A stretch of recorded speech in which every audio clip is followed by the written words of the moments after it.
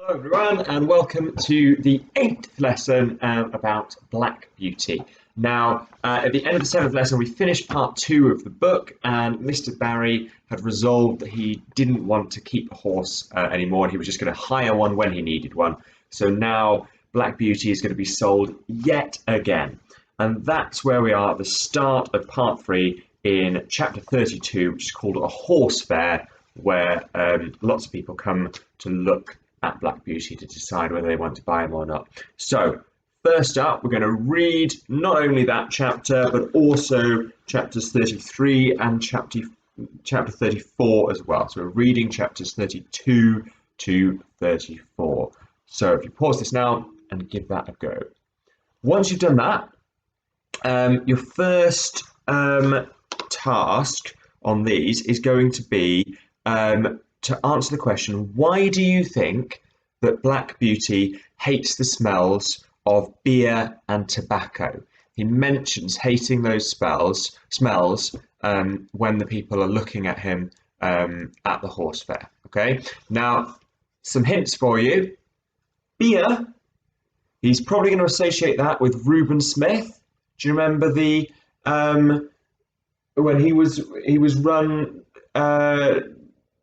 He was ridden with a horseshoe that was falling off, and he ended up falling onto his knees, and that broke his knees and caused him a lot of pain and inconvenience because he ended up getting sold as well. Okay, so that might be why he doesn't like beer. And then with tobacco, do you remember the fire? Remember what caused the fire? It was someone coming into the stable with a pipe and setting down the pipe, and it smouldered away, and then it caused that fire in the night. Okay, so your question is, why do you think Black Beauty hates the smells of beer and tobacco? And that's your help.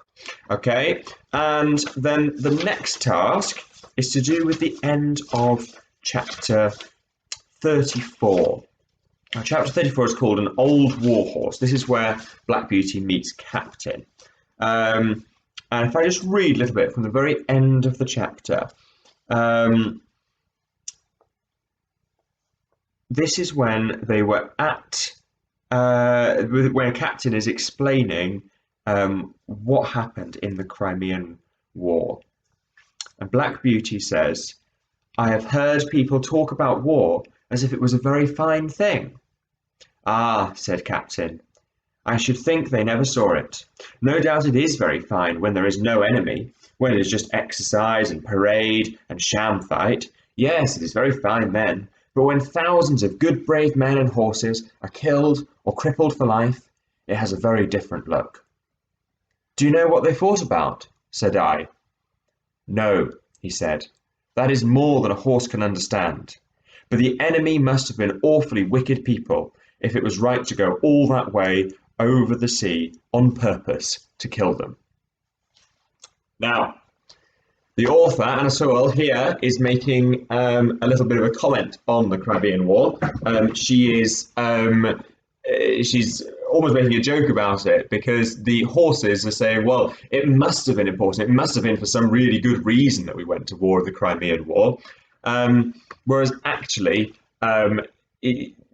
even at the time, and certainly in the century and a half since, we've come to think of the Crimean War as a bit of a foolish enterprise or a bit of a needless loss of life, at any rate. The purpose for the war was just over, really, who got to carve up bits of the Ottoman Empire for themselves, whether Russia was going to get a bit of that empire for themselves, or whether we were, or France.